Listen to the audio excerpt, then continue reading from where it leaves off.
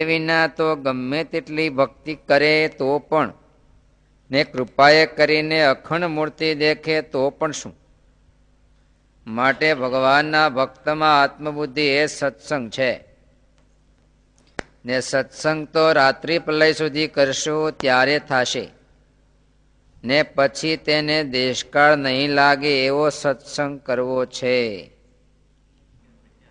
પણ કેટલી જોઈ છે એમ કે ને, 200 જોઈ છે, 500 જોઈ છે, સ્ટોરમાંથી મળે વાતું શું નહીં મળે?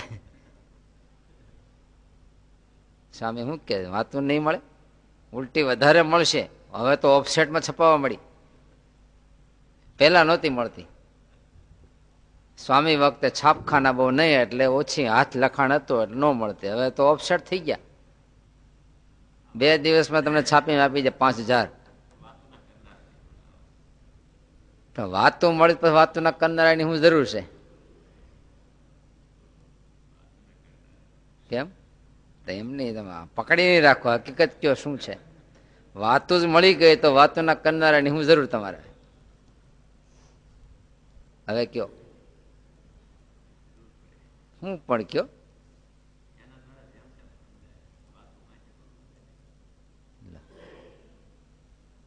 તમારે સમજવાનું શું છે? વાતું જ ને, વાતું તો છે.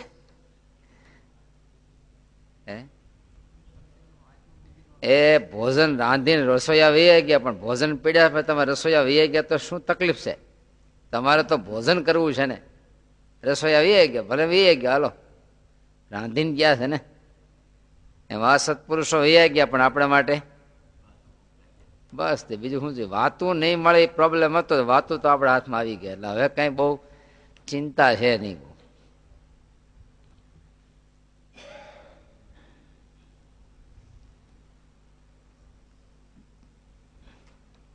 ગુલાબજાંબુ ખાધા, એને આખો પછી ખાધા પછી જે સ્વાદ આવ્યો ને એ બધું લખતા ગયા.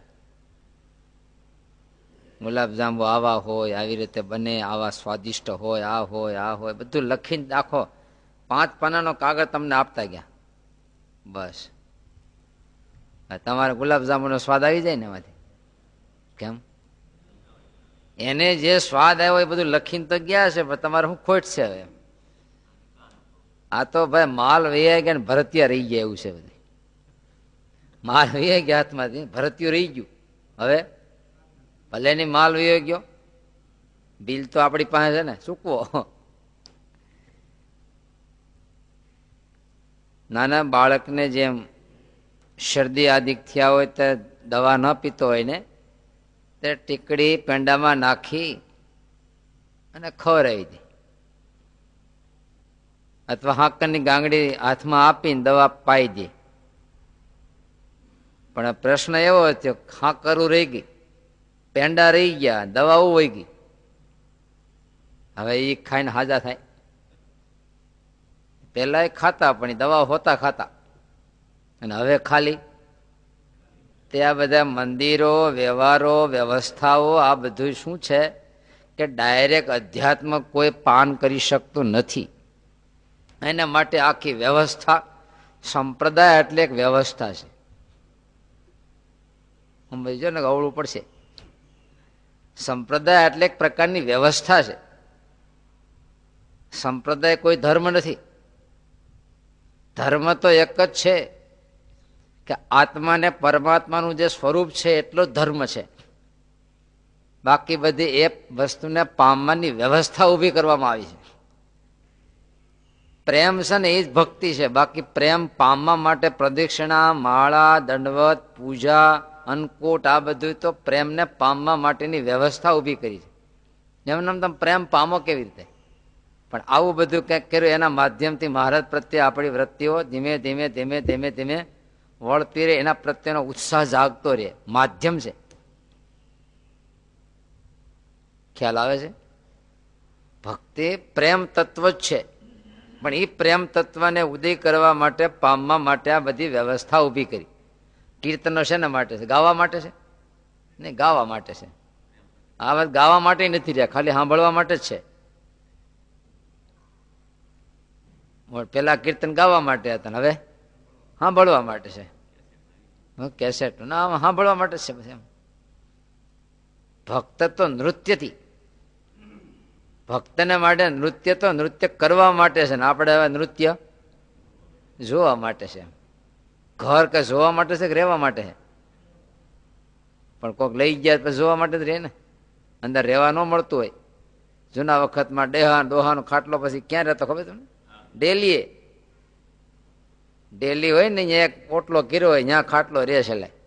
પછી ડોહાને પોતે બાંધેલું ઘર રહેવા માટે નથી, જોવા માટે છે એમ કે આ ઘર મેં બાંધ્યું એમ.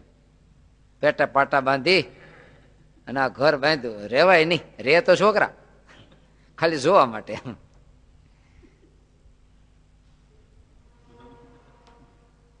સંપ્રદાય એટલે એક વ્યવસ્થા છે. જેમ નદી છે, નદી અને ઘાટ, તમે વિચાર કરો. ઘાટ એક વ્યવસ્થા છે. નદીના પાણી સુધી પહોંચવા માટે, નાહવા માટે એનો ઉપયોગ કરવો કેમ નદીનો? તો અહીંયા પહોંચવા માટે ઘાટ બાંધો. ઘાટ બાંધો, ત્યાં છીપરા મૂક્યા કે ત્યાં બે પર કપડું. પણ ઘાટ જ નો સીધા કોતર ભયંકર હોય.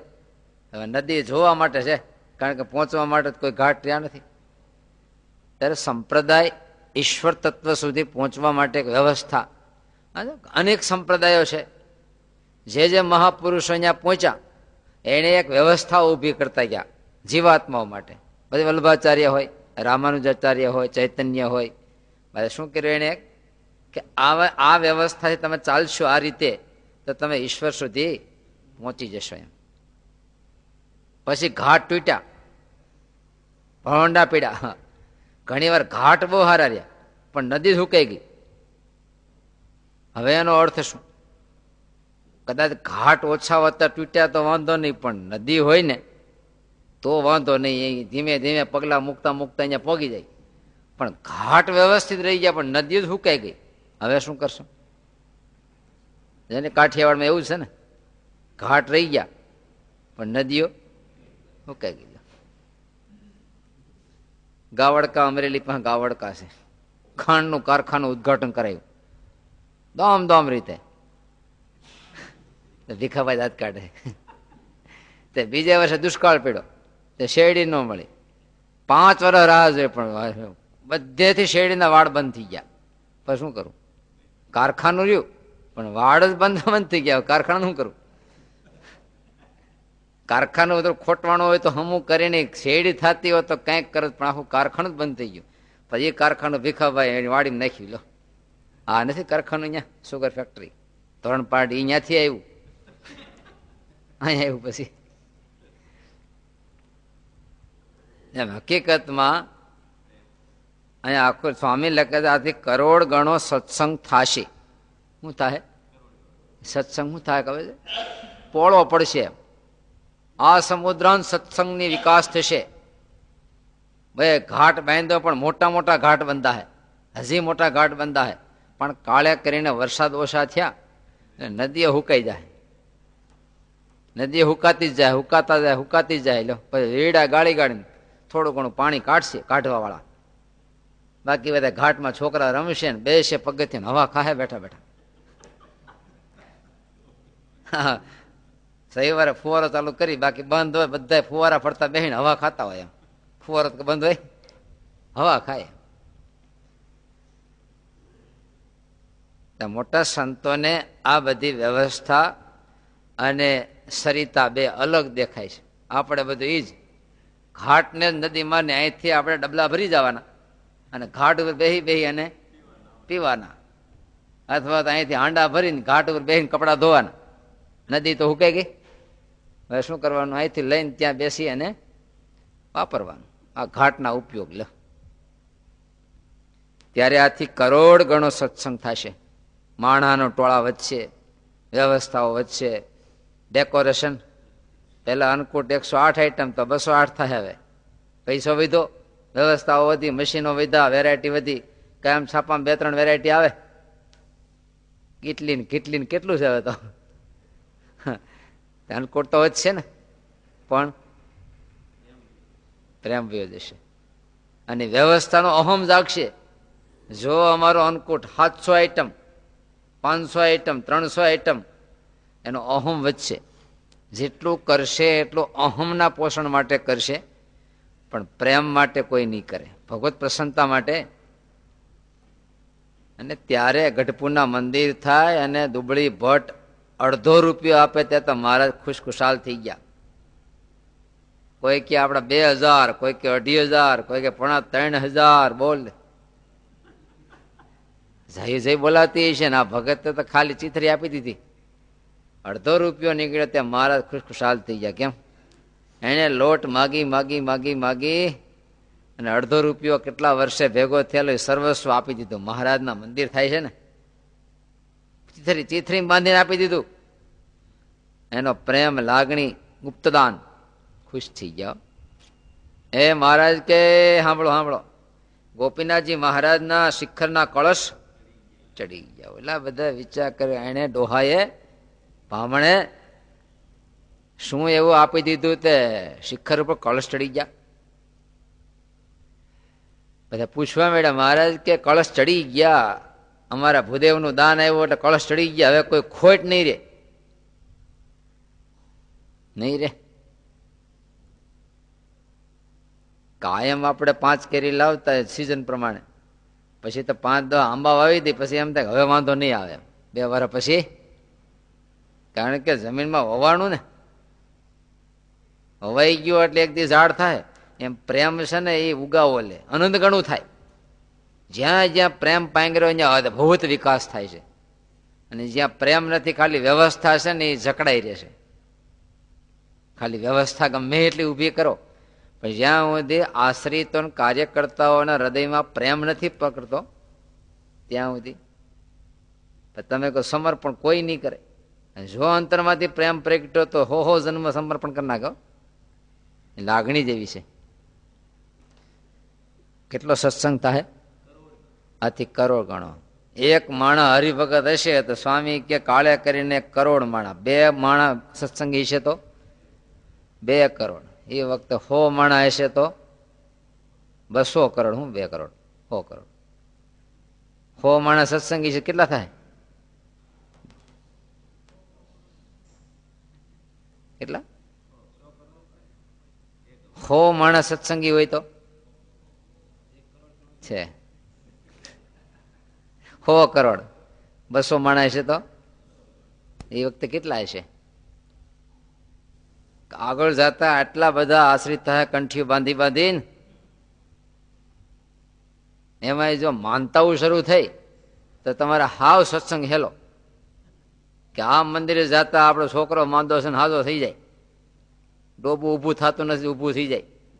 જો માનતા ઉપડી તો પછી સત્સંગ કરોડ ગણો નહીં, અબજ ગણો સિદ્ધે હે તો ગુણાકાર જ કરો.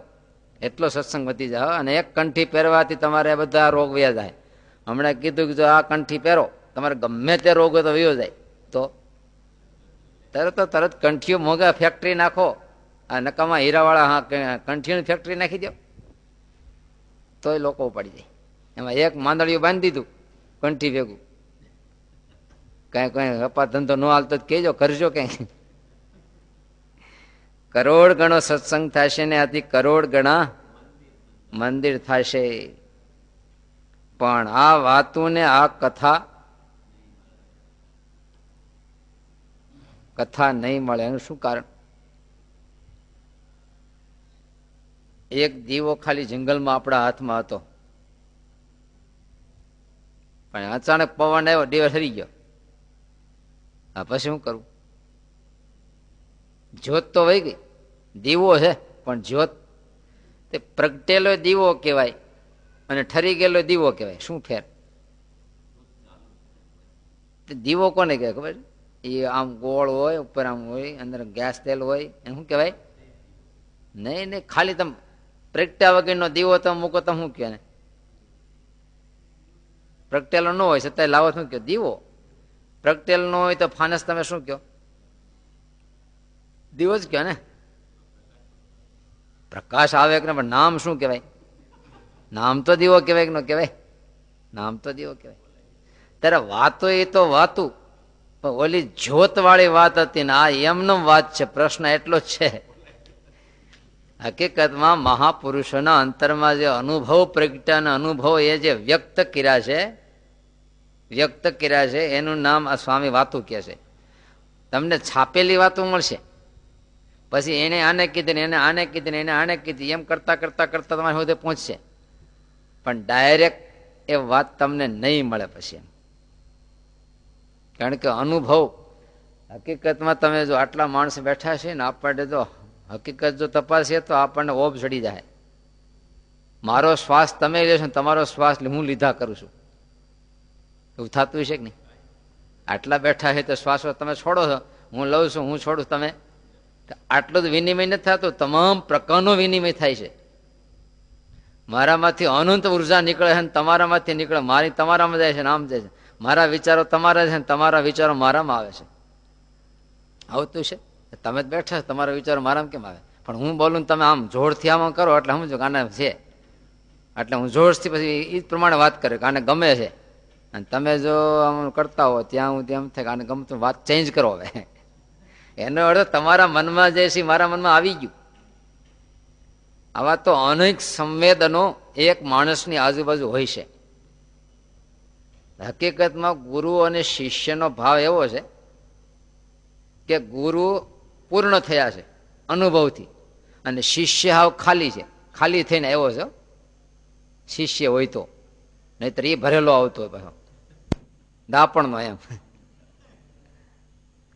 કબીર પાસે આવ્યા, મને કઈ ઉપદેશ આપો, તો કબીર તો પછી રાઘવાનંદ સ્વામી ઘોડે કામકાજ હતું એનું, તો અંદરથી હાથ કર્યો, પત્ની દૂધ પાણી ચા પાણી શું પીતા હશે, દૂધ પાણી લાવ્યા, કપ મૂકીને મેળા દૂધ રેડવા, નાખો નાખો, આખું ભરાઈ ગયું, હેઠે જ આવવા મળ્યું તો કે નાખો. પણ એના પત્ની એવા હતા કે નાખે જ રાખ્યો હતો. ઓઈલો બાજુ શિષ્ય આવ્યો હતો ઉપદેશ લેવા, પણ ગુરુ મહારાજ હવે આ હેઠું જાય છે, ઢોળે છે. કબીર કે મને દેખાય છે, આ નાખનીરીને દેખાય છે, તને દેખાય છે, પણ નાખનાર છે એ કેમ બંધ નથી, તું કેમ વચ્ચે ડાપણ કરશો? મારે તને આટલું જ કેવું છે, તું પૂરો ભરાઈને આવ્યો છે, મારે તને નાખવું હું આટલું ડાપણ લઈને તો તું આવ્યો છો, મને સલાહ દેવા મળ્યો છો, એનો અર્થ શું થયો? મારે તને સલાહ દેવાની જરૂર જ ક્યાં છે આમાં? કઈ તું જ મને આપવા મળ્યો, તારી પાસે ઓવરફ્લો થાય જો ને. ત્યારે શિષ્ય શૂન્ય છે, ખાલી છે. અને ત્યારે નિષ્કાળ ખામા વિના મેઘ જળ રહે નહીં. ડુંગરાની ટોચ ઉપર પાણી પડે પણ ભેળું ક્યાં થાય? ખામા એટલે ખાડો, ખીણ. ત્યારે જે ખાલી છે ત્યાં ભેગું થાય. ત્યારે ગુરુ પૂર્ણ છે, ત્યારે એનો અનુભવ શબ્દોના માધ્યમથી, દ્રષ્ટિના માધ્યમથી, ઈશારાના માધ્યમથી, આશીર્વાદના માધ્યમથી, પદાર્થના માધ્યમથી, જ્યારે જ્યારે એવા મહાપુરુષો ખુશ થઈ ગયા ત્યારે મુઠ્ઠી ભરીને હાકર આપી દે. સ્વામીનો કે નારાયણદાસ સ્વામીએ ખોબો ભરીને હાકર આપી, સ્વામી હજી રાખી મૂકે, હજી છે પરંપરામાં. આ પીડી થઈ ગઈ છે, પણ એવા રાજી થઈ ગયા, ખોબો ભરીને હાકર આપી દીધી. સ્વામી કથા બહુ સંભળાવી નારાયણદાસ સ્વામીને. ત્યારે એ જે કંઈક રાજીપો થાય, કઈ ઠલવાઈ જાય. મહારાજ જો ને ક્યારેક રાજી થાય માથે પાઘડું આપી દે, અડધે સજીને આપી દીધું, હજી પૂજીએ છીએ. કોઈને જામો આપી દે, કોઈને આ આપી દે, જે હાથમાં આપે એ આપી દે. અને ક્યારેક મારા સારો સ્વર સુણી સખાનો વાલો કરે વખાણ, ક્યારેક ક્યારેક મારા વખાણ મળે કરવા, અને ક્યારેક મારા હાથ આમ કરી મૂકે, ક્યારેક ભેટી પડે, ક્યારેક પીરસી ઉઠે છે. ક્યારેક સંતો ઉપર ખર્ચને મળે પીરસવા, 1 વાર 2 વાર 3 વાર, બસ ને 5 વખત. તમને કોઈ 5 વખત પીરસવા એવું કઈ? અલગ અલગ બધા આવતા હશે, અથાણું લઈને આવે, રોટલી લઈને એમ આવે, પણ એકને એક આઈટમ 5 વખત તો નહીં પીરસે. પછી ચોથી વખત માગો શું કે ખબર? પણ તે લઈ લેવું જોઈએ ને. મહારાજ તો કેટલા ઢળી પડતા હશે. 5 વાર ફર્યા સંતો ને હરાવ્યા, ડોલરીઓ જમવા ઉઠા રંગ રેલ. 5 વાર ફર્યા અને સંતોને હરાવી દે મારા જમાડતા જમાડતા. કેવા જમાડે, પૂરેપૂરા તૃપ્ત કર્યા. પર હવે સંતો જો એક લાડુ લ્યો